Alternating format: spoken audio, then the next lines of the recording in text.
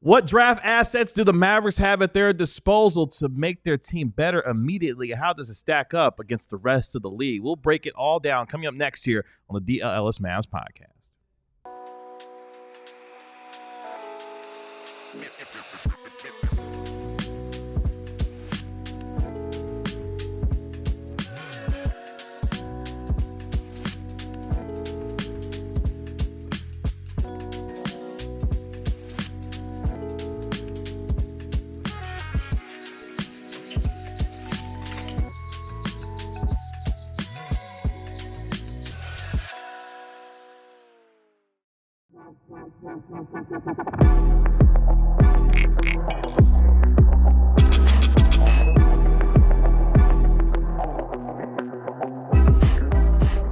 Hey, what's up, DLLS Mavs Nation? It's your man, Kevin Gray, alongside Mavericks beat writer Tim Cato, Mavericks analyst Bobby Carella. We, of course, are DLLS Mavs. Appreciate you joining us here on this Friday afternoon.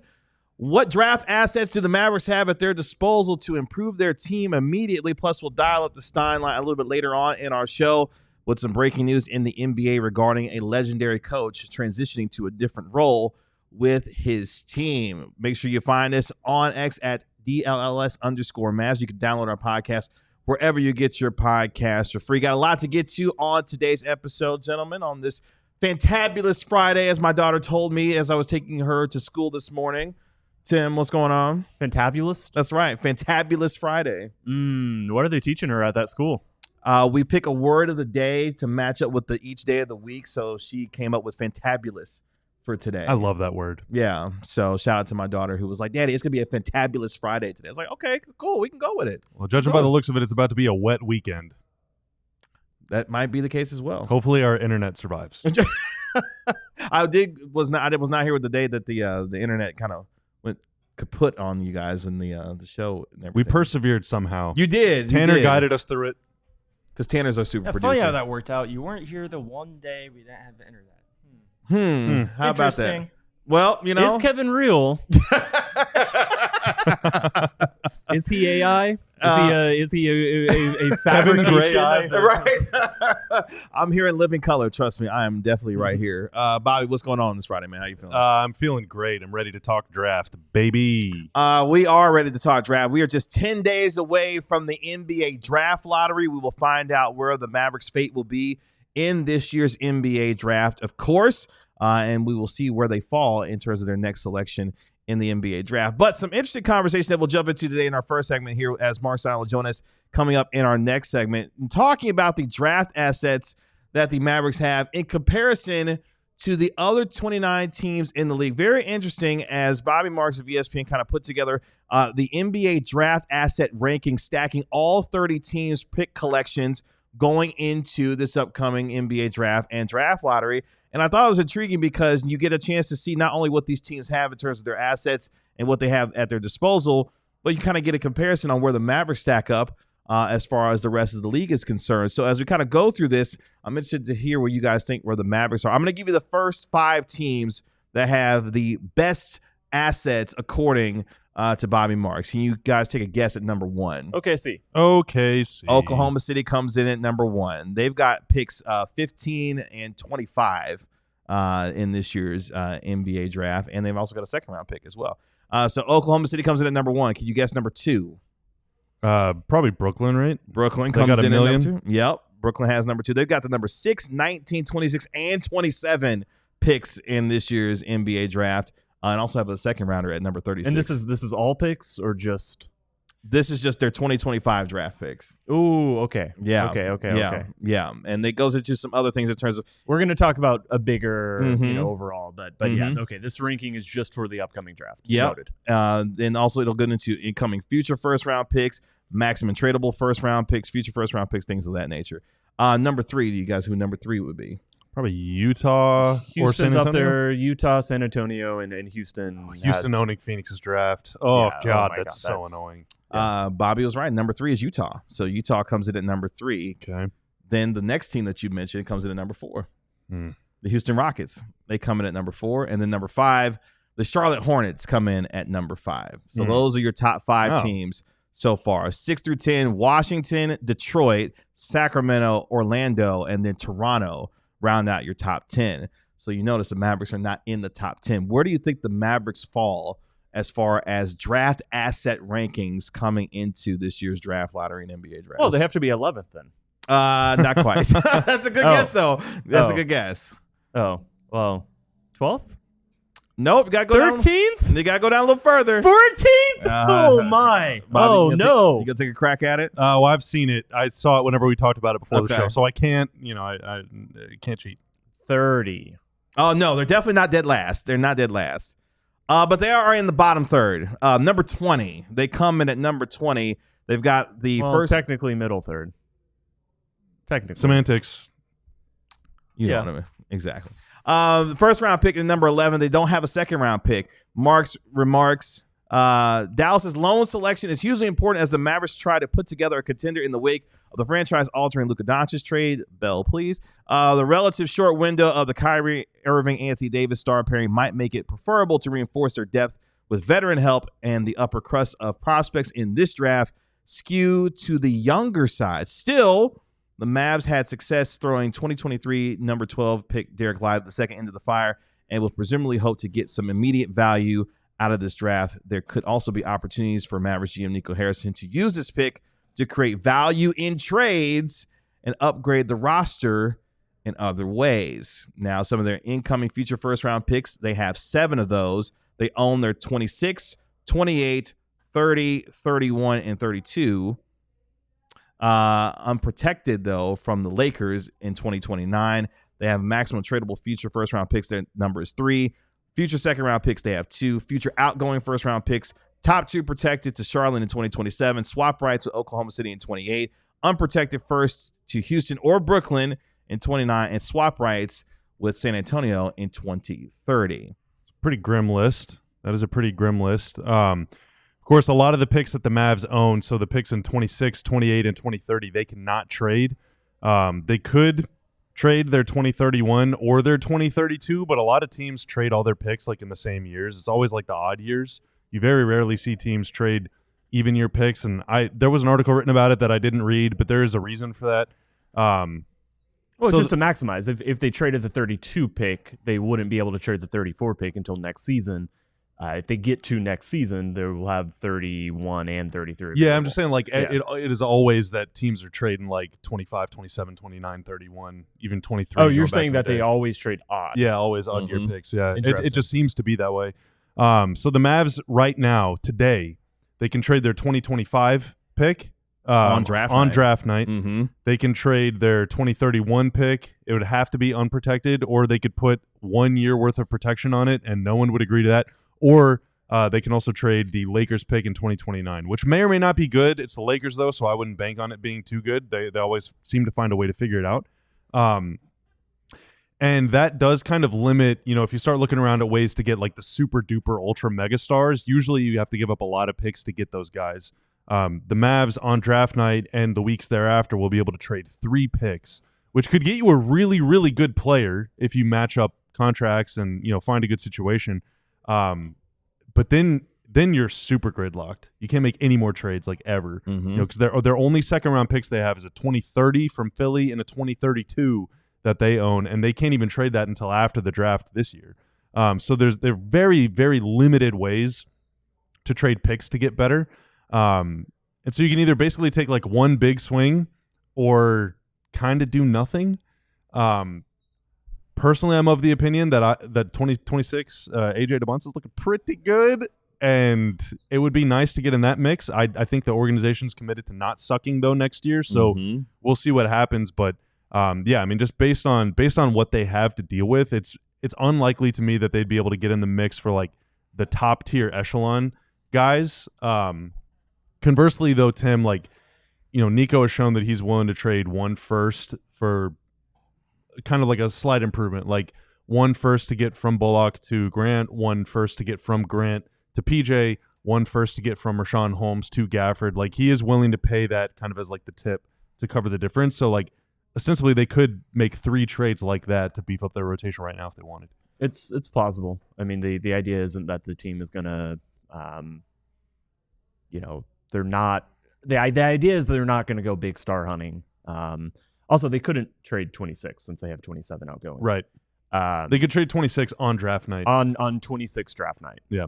But yeah, there's no scenario to move that, which would actually be, with the 26 draft looking like it is, theoretically there could be some interest in that if they were able to, but they cannot. They could trade the 25 pick now.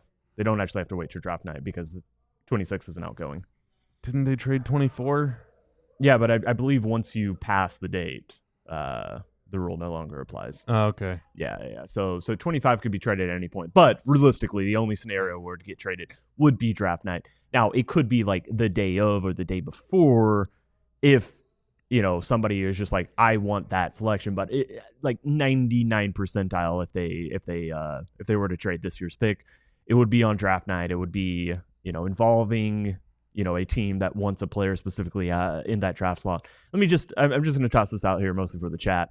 If Dallas had the ability to get a guard who could help fill in for Kyrie's replacement and then potentially also be a part of the rotation, just like, off the bench as a veteran guard, would you rather see the pick outgoing or would you rather see Daniel Gafford? Just a question for the chat. Yeah, I mean it's so tricky. I don't know.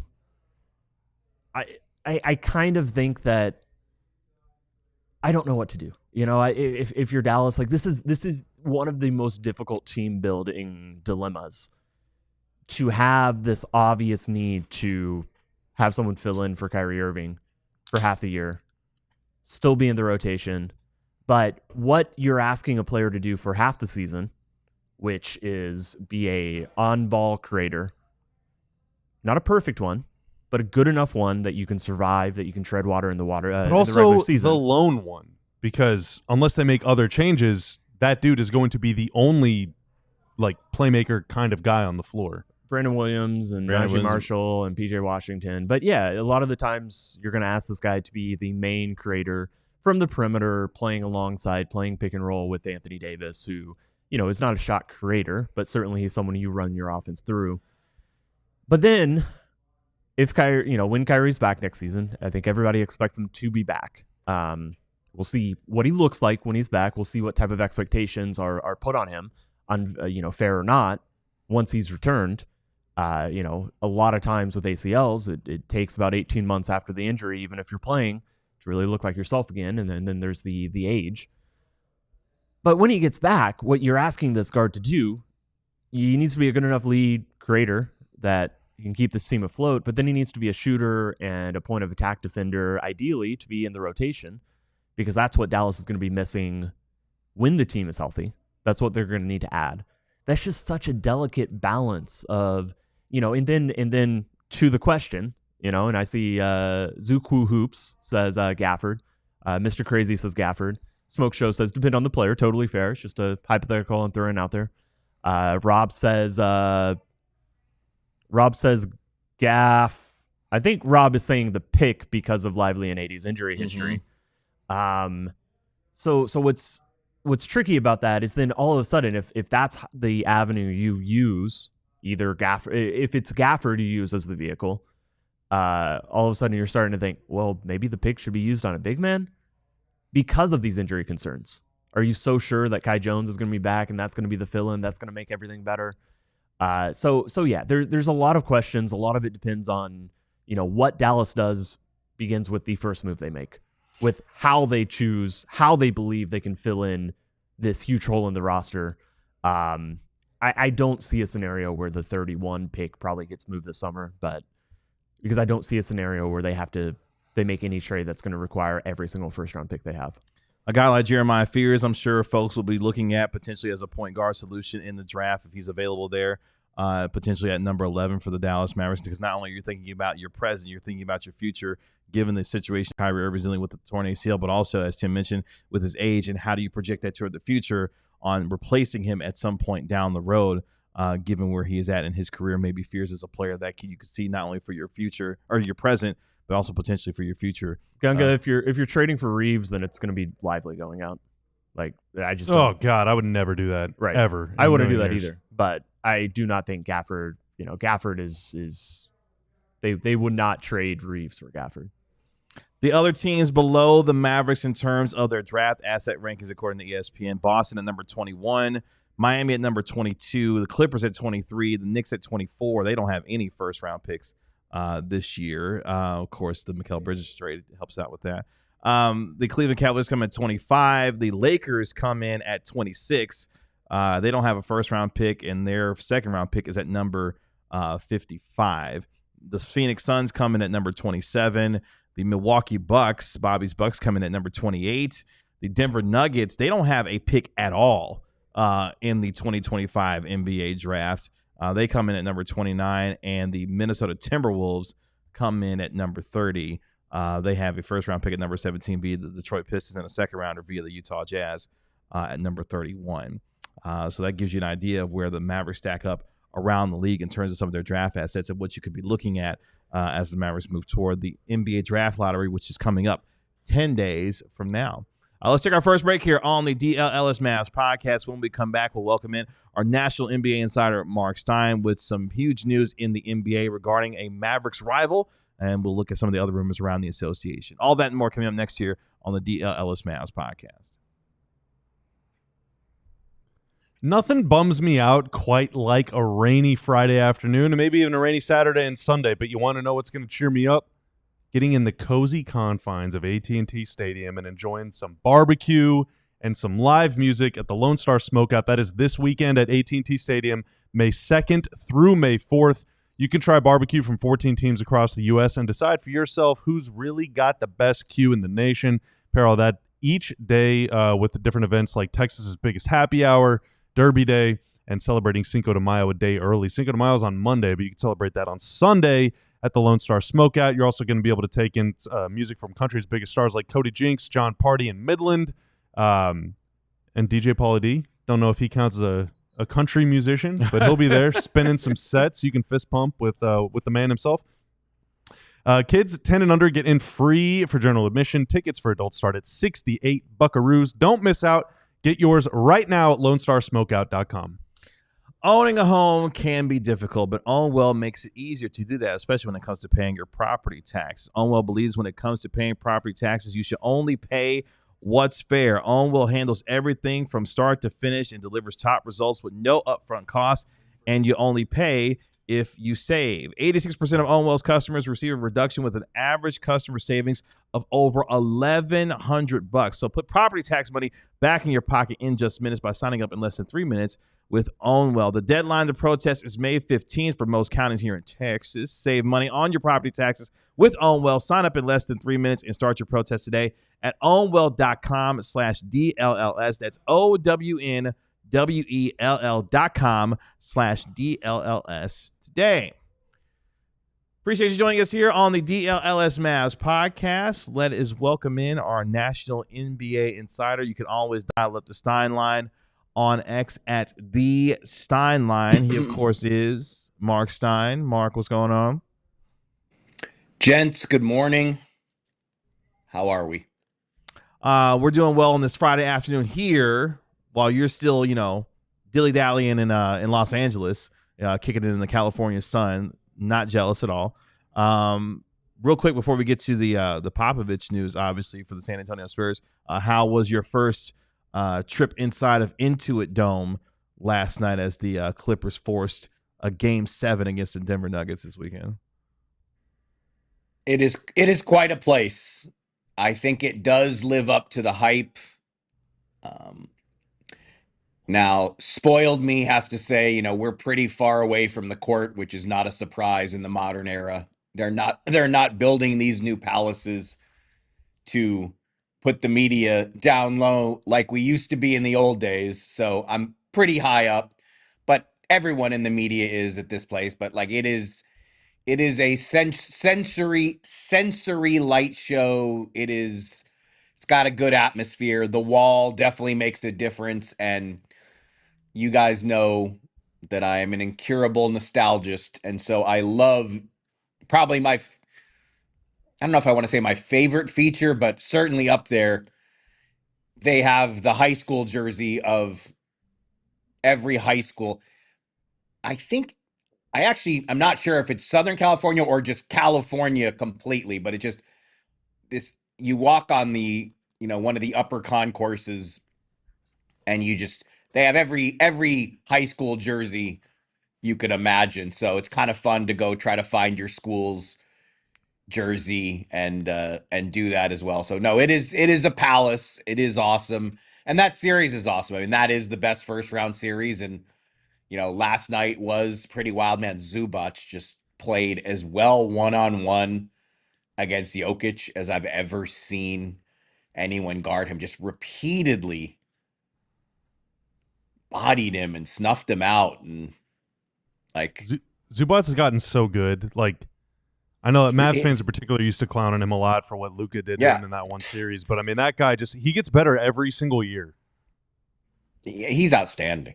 And just, yeah, I mean, he played Jokic as well as I've seen anybody do it one-on-one. And it's a great series. I mean, but it might have been, if Denver wins Game 7, that was the last basketball that will be played in Los Angeles this season in the NBA. And so I did not, when I scheduled this trip, I did not expect that. I just did not expect we were going to see the Lakers drummed out of the playoffs in 5 games and the Clippers now facing elimination. I mean, the Clippers, they should have won this series already. And, do you like their chances winning a Game 7 in Denver? I mean, I guess it could go either way, but I mean, Denver had their chances to steal that one last night too. So, yeah, wild series.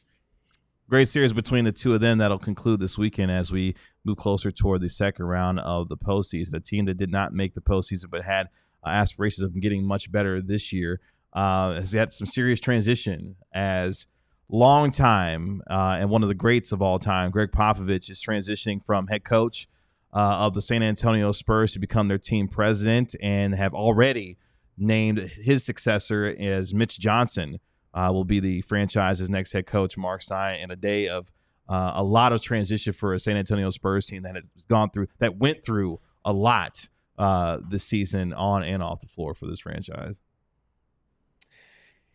Yeah, I mean, look, the truth is that there have been rumblings about this all week, that it was looming. And I think, NBA old heads and even younger people, there are a lot of us who it's really hard to imagine the San Antonio Spurs without Pop on the bench. And, he took over as Spurs coach in November 1996. I moved here in April of 1997. And,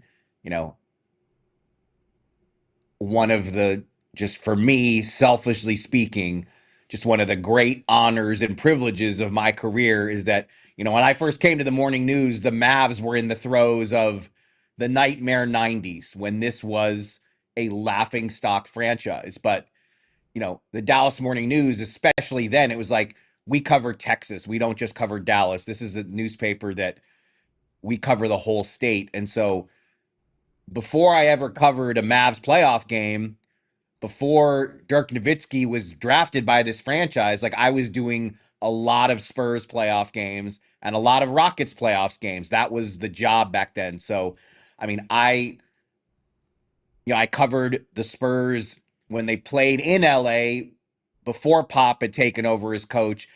And I think it's oft forgotten just how unpopular the move was when he initially fired Bob Hill and took over.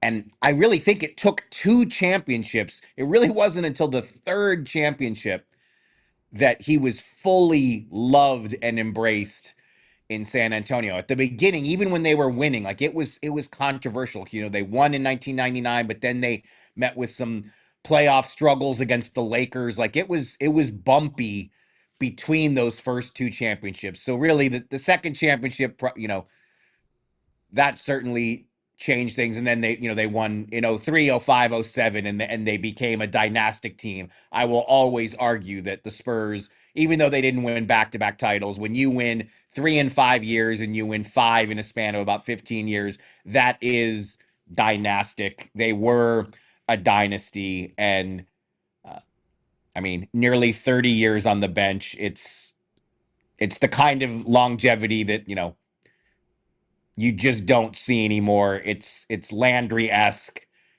in terms of comparing it to, to how long, Tom Landry. I mean, Tim Duncan and Popovich, they are synonymous with the San Antonio Spurs. And so even though I think this was expected, it still is a shock to the system. It is still going to be really hard to imagine Gregg Popovich not coaching San Antonio anymore.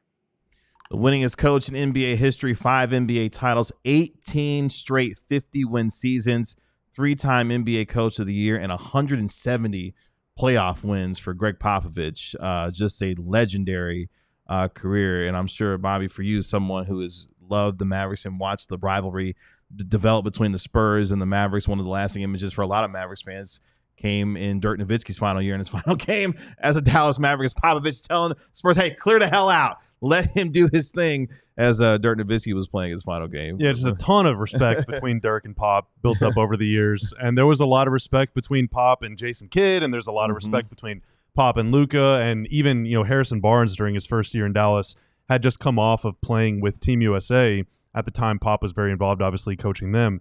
And Pop had nice words to say about him, too. It just really felt like every single player, no matter your stature, whether you're a superstar or a role player or a vet or a young guy, everyone just loved that dude. And he loved all of those guys. But I can say pretty confidently, and I think I speak for a lot of Mavs fans, Mark, growing up in Dallas as a child during all of those Mavs and Spurs battles, they played in the playoffs, felt like almost every year from 2001 through the end of the Dirk era. Pop visited me a lot of times in my nightmares. He's the most influential head coach, I think, in NBA history. I don't think there's any question about that. Greatest, if you prefer Phil Jackson, Pat Riley, I know there's older names that Stein would know that I'm not as familiar with. Certainly, you can make the arguments who is the greatest. But in terms of influence, just go through the list. Popovich was the GM of San Antonio and then appointed himself as head coach. He pioneered a lot of the president of basketball operations plus head coach, something that dominated the NBA for a phase. Even though it's kind of gone out of fashion, a lot of that came from Gregg Popovich and his initial decision that I'm going to coach this team as well. Building a non-big market franchise, building a culture there that people stay with longevity. Obviously, Tim Duncan, Ginobili. I know Parker spent a year away at the very end. David Robinson. That is that is what every franchise, every non-glamour market franchise aspires to be. You talk about coaching trees. Gregg Popovich is the person who, this is a coach from the Popovich tree, from the Popovich, style of coaching, style of thinking. Go down the list of head coaches, assistant coaches in the NBA, and it is staggering how many of them have had stops at some point or another. A lot of them got starts. A huge portion of NBA head coaches and lead assistant coaches got their start in San Antonio and have gone on to do greater things. So when you talk about the coaching tree, something that you hear thrown around for other people at this point a little bit, but nobody's is as significant and as influential as Gregg Popovich. Think about the 2014 finals team. That was not a team that pioneered three-point shooting. Steph Curry and the Warriors came in and did that a couple years later. But absolutely the bones of the motion offense, of the movement, of the passing, all of that started with those beautiful basketball Spurs, the beautiful game. That is so influential. So unbelievably fun to watch, someone like Boris Diaw was the lead-in to players like Draymond Green being the point forward, being the nominal point guard of a team that, despite not looking or feeling or acting like a point guard. Obviously, Boris Diaw, not to that extent, but the way that Popovich would envision and find and trust passing from every position on his roster was something that we see every single night in the NBA. So just go back. There are absolutely things that I'm missing. There are aspects of Gregg Popovich that I'm totally leaving out. To your point about, just the way that he treated rivalries and the respect he had for superstars. I think that's something that he certainly helped develop throughout the NBA, that, you could be rivals, but you can also have utmost respect for, somebody up the highway and Dirk Nowitzki. as you guys go on and have these playoff battles, there's more. There's so many more things that I could name off here. So many more things that I'm sure Marc Stein can name off here. But in terms of influence, overall influence in the league itself, I think it's Popovich. And I think it's very clearly, nobody as a head coach has had this much of an effect on what the NBA is today. I know we're pushing up on a break, so I don't know if we want to do this on the other side of the break, but I mean, the Mavs Spurs chapter is such a rich one that there's a lot more we got to talk about there. So, let's do that then on the other side. We can do that. Stay with us here on the DLLS Mavs podcast when we come back. More with our national NBA insider, Marc Stein, as Gregg Popovich goes from head coach to team president of the San Antonio Spurs. Plus, we'll check in on our Mavericks Western Conference predictions from this past season. Yeah, we'll do that. Man, the hype and the atmosphere of watching basketball live is it's just unlike anything else. And talking about the Mavs and the Spurs is just bringing me back to the many playoff wars that have been waged down the street at the American Airlines Center. Obviously, Dallas is not in the playoffs this year, but a bunch of other teams are. And Game Time is the place to go if you are able or interested in getting tickets to any of the fantastic NBA postseason that's going on all around the country except for Dallas right now. Game Time also has tickets for non-sporting events, including concerts and shows and comedy events. So it's not just for basketball. Take the guesswork out of buying tickets with Game Time Picks. Download the Game Time app, create an account, and use code DLLS for $20 off your first purchase. Terms apply. Again, create an account and redeem code DLLS for $20 off. Download Game Time today. What time is it? Game time? Well, it was a tough night for me last night on the Sleeper app. I decided to dip my toes into the hockey waters, and I got to say, I should have taken more than 7.5 Cale Makar flops, but unfortunately, that's not offered as an option on Sleeper. However, I will bounce back because on Sleeper, you can pick whether your favorite or least favorite players will record more or less than their projected stats each and every night.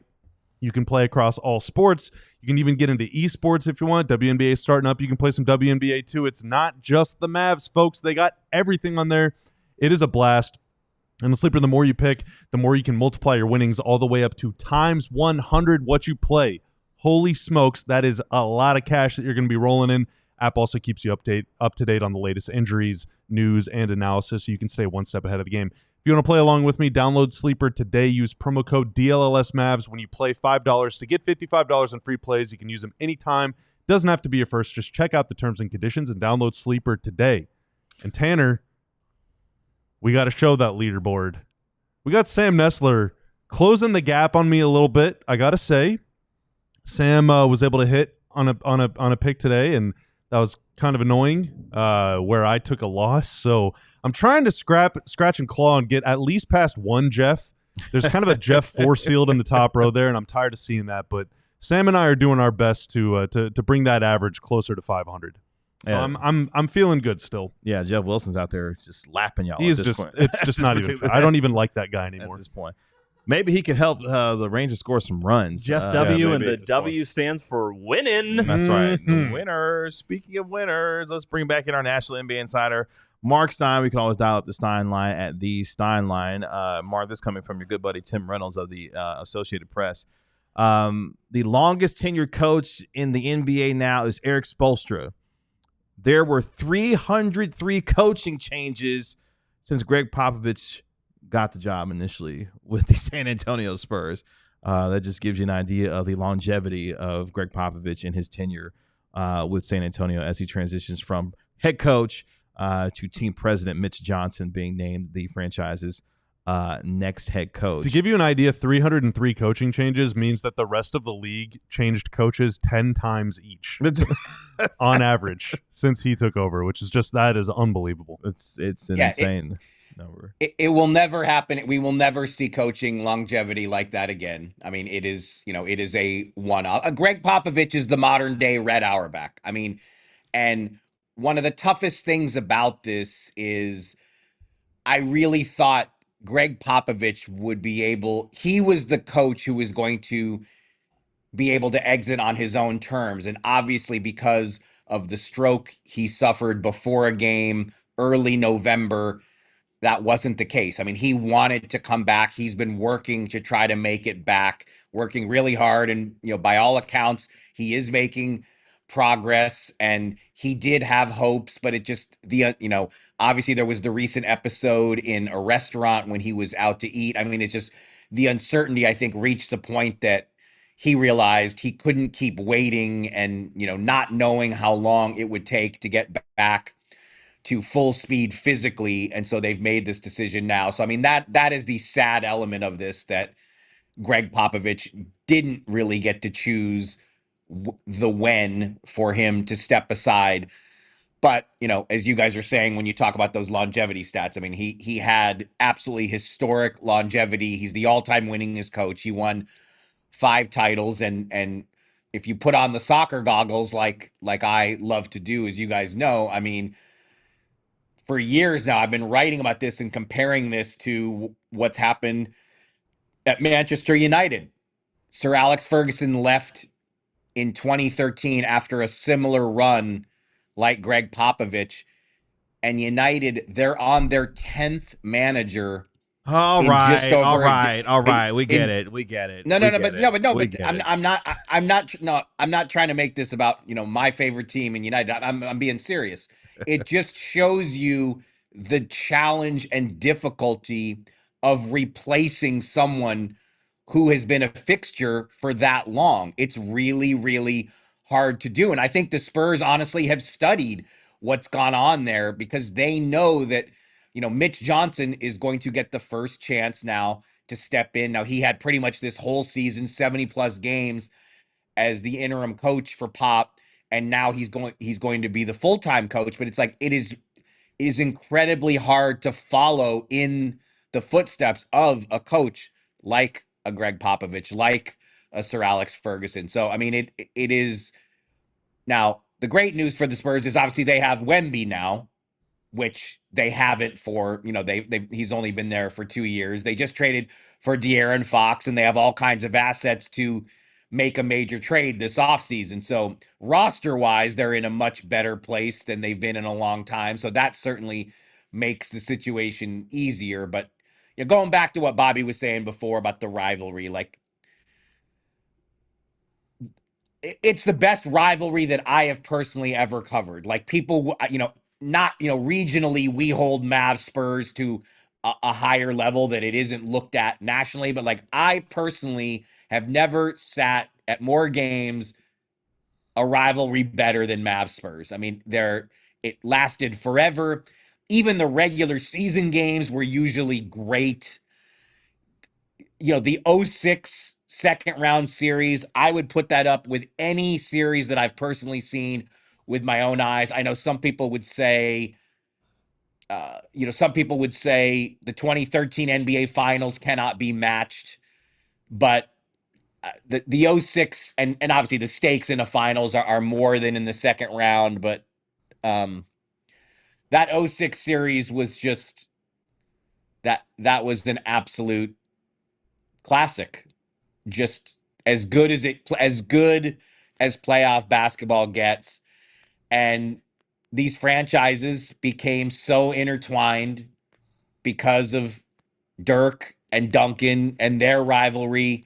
And like, the Spurs respect level for Dirk Nowitzki is such that, I mean, we know that, Pop wanted to, he started out as like a CIA agent. That was the path he was on, And so, like, I've heard stories about the Spurs when the Mavs would play in San Antonio, that the Spurs would record Dirk's warm-up sessions with Holger to study them and see what they were doing, see if there were lessons that they could learn from their warm-ups together and maybe incorporate into their player development. Like, that's the level of respect between the two franchises. That almost seems like some Deflategate, right? Bill Belichick underhanded tactics. Kind of actually spying on the Germans is a long-held American tradition. Yeah, that's Pop was born for that. But the Mavs and Spurs played in the playoffs in 01, in 03, in 06, in 09, and in 2014. Many, many, many years in between those, they either won the title or appeared in the finals. They between the two of them, they owned the West from 2000 through 2014. They were number 1 and number 2 in the NBA in wins. They finished first in the West between them, like at least half of those seasons. The Spurs and the Mavs won 50 games each for like 10 or 12 straight seasons. Like, it's just unbelievable sustained success by both of those teams. Dirk was the one constant, though. I guess Mark Cuban, too, kind of, for the Mavs through that run. But for the Spurs, it was the same crew the whole time. I mean, it was Pop, Manu, Tony Parker, and, of course, Tim Duncan, the number 1 villain of my childhood. I absolutely hated those guys. Obviously did grow to respect them, but I mean, it was unreal. It felt like every single spring, you know, the West champ was going to be one of those two, and it was going to be decided whenever they squared off and played. And luckily, the Mavs were able to get the better end of the Spurs a couple times.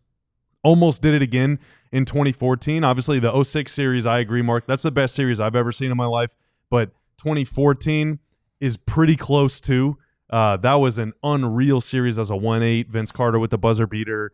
The Spurs almost won a game playing 6 guys on the floor on the last possession. It was really wild. That was an unreal series. Yeah, it was incredible pretty series. much the first time ever that a team switched 1 through 5. Just every single thing. It was the toughest challenge that not Miami. That San Antonio had the entire postseason. Like, they really were stymied. They were really struggling. That's why, you know, DeJuan Blair got suspended, but that's why he was playing so much, because he could do a passable job switching, and that really gummed up a lot of what San Antonio was trying to do. There was drama in that one. He got ejected and suspended. There was a game in the 06 series when I believe it was Jason Terry elbowed Michael Finley. Whenever Michael Finley got amnestied by the Mavs and signed with the Spurs with their rival, like, it was like a whole thing, man. Just there's so many intertwining and interlinking kind of storylines. I think I've heard a rumor that the reason why I-35 is always under construction is because San Antonio people don't want Dallas people coming down. Oh, wow. Yeah. we hate them and they hate us. That's one way to look at it. Or maybe vice versa. I don't know. One of the things throughout Gregg Popovich's storied career was not only his respect that he had for the players, but also his famous banter that he had with media members as well, whether it be questions that were posed to him in the way that he would answer. A gentleman that was very outspoken about social issues as well throughout his time, and did more so as he grew throughout the rest of his career. But Mark, for you, someone who's obviously covered this league as long as you have you ever been popped by Gregg Popovich as a member of the media? There are 2 instances that really stand out, and luckily for me, neither was on camera, because, you know, he loved to go at sideline reporters. For ESPN, I once did a whole feature about just him and his interactions with sideline reporters, who I should say that, like, maintained a massive amount of respect for him even after these exchanges would happen. But the 2 that I had, one was at halftime. I was on sideline, but for ESPN radio, and it was at halftime of an All-Star game, and it was taking too long for the broadcast to throw to me, and he just looked at me as I'm, like, basically stalling him. He wants to get back to work, and he just looked at me and said, "You know, I'm not going to wait here forever, right?" And thankfully, they finally did throw to me. But the other one, the worst one was Marc Stein. Pop, get it together, man. What the hell? The worst one was, it was a game in Golden State. The Spurs blew a big lead. They were in this run where they were just blowing 4th quarter leads. And Pop, especially late in his career, it's usually a 10-minute waiting period before the coach speaks to the media. But Pop would come out like 1 minute after the buzzer. Like, he just wanted to get it over with. And so they blow this lead. We're in Oakland, and Pop literally is out there less than 2 minutes after the buzzer. And there were only most of the veteran reporters had not yet arrived. It was like 5 or 6 young reporters who looked terrified, and me. And so I could realize that I wasn't covering the game in terms of game coverage. So I was just there. I wasn't really looking to cover the game, but I could see nobody was going to ask anything. And so I realized that, you know, as the as the old guy in the group, that it was kind of on me to try to get the conversation started. Pop hated my question, gave a very terse answer. The scrum broke up pretty quickly. A few minutes later, I'm waiting out. The Spurs locker room hasn't even opened yet. I'm sitting there with Tom James, the Spurs longtime communications director, and Pop storms out. He's headed to the bus and just jumps in my face with a, Tom Lasorda yelling at the manager-esque rant like, "You've been covering me for so long. How can you ask such a stupid question? I cannot believe it." And just like lays into me for a minute and then just storms off to go on the bus. And Tom James just turns to me and says, he wouldn't say it like that if he didn't care about you. And that was that. But like I said, thankfully for me, none of it was on camera. But he, he's one of the greatest characters that I've ever covered. And, 29 years on the bench. We're never going to see that again. And yes, I've been based in Dallas this whole time, but I got to cover all 5 of the Spurs championships, and I feel really, really fortunate to have done so. Like what Tim was saying is absolutely right. I mean, they are a standard setter in terms of a franchise, and a really important franchise. The Pop era is one of, Tim, and they'll always say, that they were lucky enough to get David Robinson and Tim Duncan and not screw it up, and now Wemby. But Tim is absolutely right. The Popovich era, the Popovich-Duncan power couple, this 3-decade run, it's one of the most important chapters in basketball history. Mark, as always, we appreciate your time and your perspective. Safe travels back to the DFW area after your travels in Los Angeles, and we'll talk to you next week right here on the DLLS Mavs podcast. Monday, we'll be back together again, 1 week out from the lottery. Let's go. Sounds good, man. Appreciate it. We'll talk to you then. Guys. Be good. Bye, Mark. That's our National NBA insider, Marc Stein. You can always dial up the Stein Line at the Stein Line. Let's take our final break here on the DLLS Mavs podcast. When we come back, let's examine our Western Conference predictions coming into the season and how wrong we were. No. Next on the DLLS Mavs podcast. But first, Die Hard time, folks. You know the gosh dang drill. That QR code beneath me unlocks all sorts of mystical secrets and privileges in your life that you never even knew were possible unless you've watched any episode that we have ever done. If you want to join the our growing community of diehards, scan that QR code, click the link in the description below, or go to alldlls.com where you can sign up to become a diehard. When you do, you get a free shirt of your choosing. We got close to or more than 40 shirts to choose from. Always rolling out some new designs. There's a whole lot of stuff on there to choose from. And you get an additional discount on any other things you would like, including hoodies, mugs, flags, I believe cups, not hats yet. I don't know. Marc Stein still has the one of one, and he took that thing with him to California. So good luck prying that out of his hands. He's going to defend that thing to the death. Clarence Hill can't even get one. That's how rare they are. You also get to join the DLLS Diehard Discord, a great place to hang out. Stars Discord is unbelievable. I was lucky enough to join Owen and Luds and GM Ben on the watch-along last night, and so I poked my head into Stars Discord, and I had posted something like 5 minutes before, and I tried to go back to find the message, and it was like I had to scroll up for like an hour to get there. Like, that thing just zooms, it moves, it's incredible. Great place to hang out with fellow diehards, fellow fans of the teams here in Dallas. You also get to join our website, get to read the entire website, all our written stuff by Tim Cato on Mavs and Jeff Wilson on Rangers, Clarence and Joe on Cowboys, Sam and Sean on those feisty Dallas Stars that are trying to close out the Avs tomorrow in Game 7. And you get your physical diehard card. Don't pull it out. No. We only got 15 seconds. You don't need to. I know that thing weighs 26 pounds. That's right. It is a load. That's right. It is a load. You walk around with that in your wallet. It's actually going to make you bigger, stronger, faster as well. So there's dual benefits. So many reasons to become a diehard. Thank you to every single one of you who have. Appreciate all of you joining us here on the DLLS Mavs podcast. We will make sure that you get your physical diehard card. When you tag us on social media as well, when you get it, to let us know that you're part of our DLLS sports family. Before we get to our Western Conference predictions and what we thought coming into the season, how wrong we were. Interesting note coming out of the NBA as just a few moments ago. Dave McMenamin of ESPN reporting that LeBron James suffered a grade 2 MCL sprain in his left knee from his collision with Dante DiVincenzo in Wednesday's Game 5.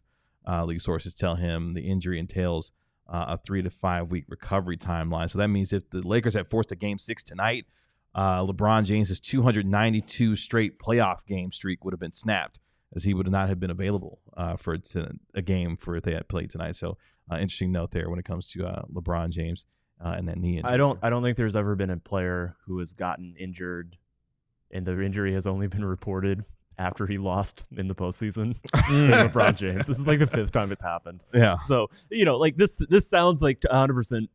I am not doubting any reporting here. I am just noting that this is a common reoccurrence. Didn't he have like a broken hand at one point, like after a series was over, if I remember correctly? Who can say? Something like that. Yeah. But anyway.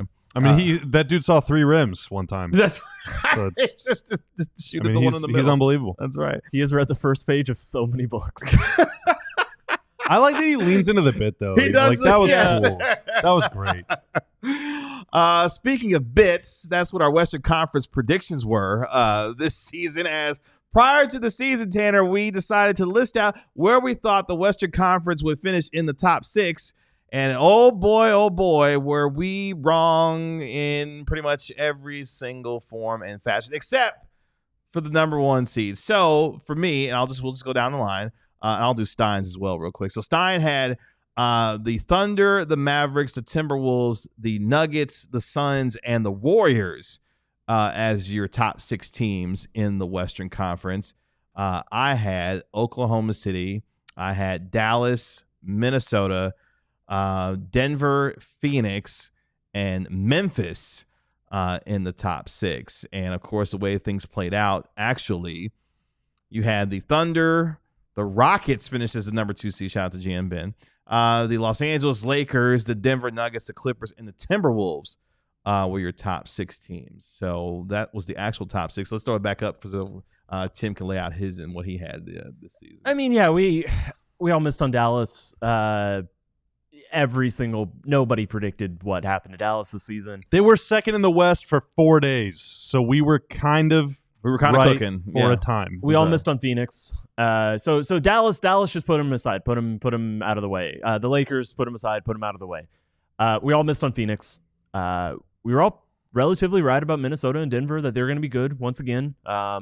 Minnesota statistically was just about the second or third best team in the West, especially down the stretch.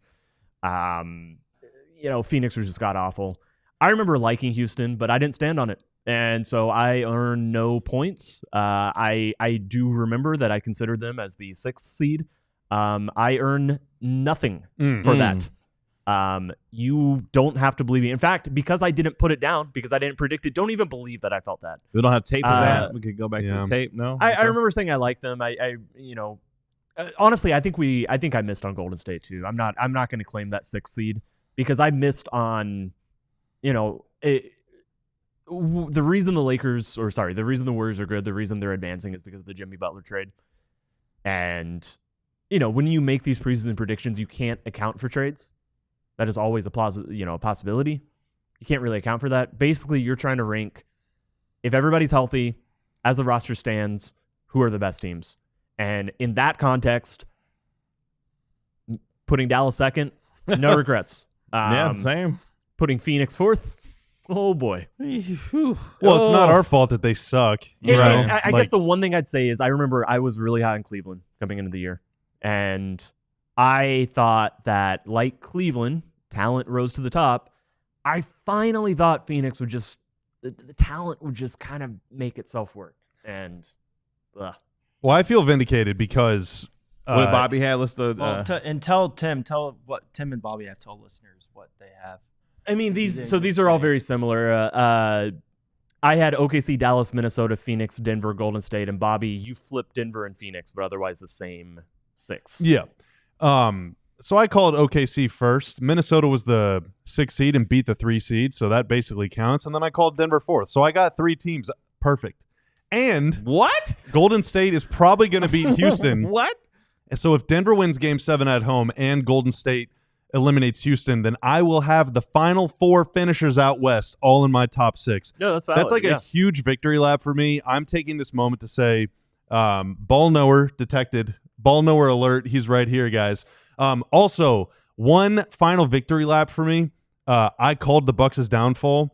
That you can go back and see that from a mile away. I saw it from a mile away. You can see that a mile in the past. And also, I said Indy or Orlando would finish top 4. Orlando faced some horrible injury luck, but they probably wouldn't have got top 4 anyway, but they might have, honestly, with how many games those guys missed. Indy did finish top 4 and just beat the Bucks. So that was like the Bobby Bowl, that series. Indy as the 4 seed versus Milwaukee and just curb stomping them. So I feel like, all things considered, I feel like I made the best predictions probably like of all time. I mean, with the heavy lifting that you wanna did be humble, to explain that, I guess so. I'm staying humble through it all, through all my triumphs, of which there are many. Sure. But sure. I just want to say. I think Orlando would have finished in the top 6. We didn't see that thing in Detroit happening. Like what Detroit was able to put together this year, tripling their win total. When like Paolo and Jalen Suggs played like one game together. Yeah, this year, yeah. Like, so I believe the trio played, one game together. Yeah. The trio. By the way, to underscore the Oklahoma City point before we get to Classic Stain Lovers super chat, the Oklahoma City Thunder this year had a point differential of plus 12.9. That means they were beating teams every night on an average of 13 points per game. Yeah. That was a full 3 points better than the Cleveland Cavaliers, who had a plus 9.5 differential this year. We said on the show, man, they're going to be a better team than the Mavs. Obviously, they were. I think had the Mavs not made that deal and stayed pretty healthy, I still think OKC would have finished clear ahead of them in the standings. There were some commenters back in the day that thought we were too high on them. What's up now? But also, I mean, that isn't to say that the Thunder would have beat the Mavs or that the Thunder will even come out of the West this year. I mean, it's just that team is just a regular season juggernaut. I do think they're going to win the West. We'll never know if they would have beaten the Mavs in a potential series, but yeah.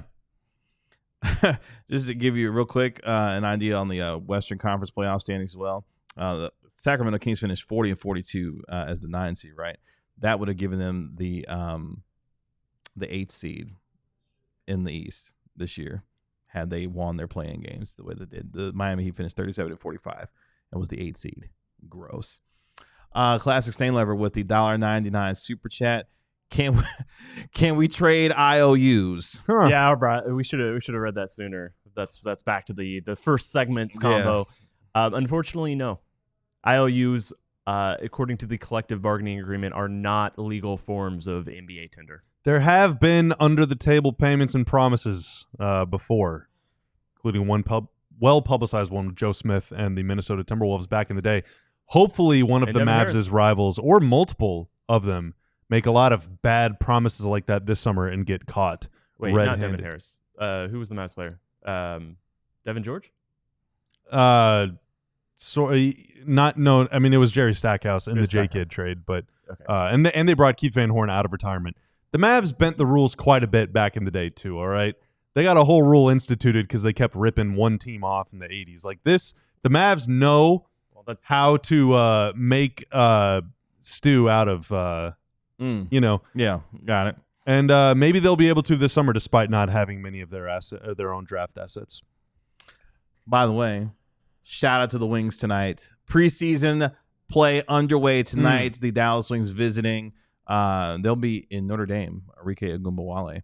They're going to be taking on the Las Vegas Aces tonight in preseason action. So shout out to the Dallas Wings. Beat that ace. That was good. That's belt good. to ace. That's good. That's a free idea for the Wing Show. I don't understand. All right. We got to spin. That's right. Oh yeah, we got to spin it up real quick. I got it. Tankathon spin of the day, folks. How are we feeling? We feeling lucky? No. All right. We are spinning away. I'm leaning away. Up. Number 4, the Houston Rockets. Number 3, Utah. Number 2, Washington. And number 1, the New Orleans Pelicans. Mavs stay at 11 once again. They can't even move up in a simulation. This sucks. I hate reality. How many times have we done this now? At least 10. And they haven't moved up once. Not a single down, time. though. Yeah, they moved down once, but not up one time. Yeah. Damn. They got a 8% chance to move up, and we got a 100% chance to be disappointed. 11, a special number, I guess, for the Mavericks if you're thinking about it in that sort of way. 2011, 11th pick, maybe. I don't know. All right, cool. The last time I was happy. Just kidding. Oh, wow. Oh, wow. Just kidding. It's the weekend. We're having fun. That'll do it for us here. We got to get our weekend started right now because that'll do it for us here on the DLLS Mavs podcast. We appreciate our guy Tanner making us look good and sound good as always. Thank you, sir. We appreciate our national NBA insider Marc Stein for joining us from Los Angeles. We'll be back on Monday at 12 p.m. right here on DLLS Sports, recapping a big weekend in the NBA playoffs as well. That's our Mavericks analyst, Bobby Carell. That's our Mavericks beat writer, Tim Cato. I'm your host, Kevin Gray. We are DLLS Mavs. We'll talk to you Monday at 12 p.m. right here on DLLS Sports. You have a good weekend. We'll talk to you later. Peace. We all silly like the mayor.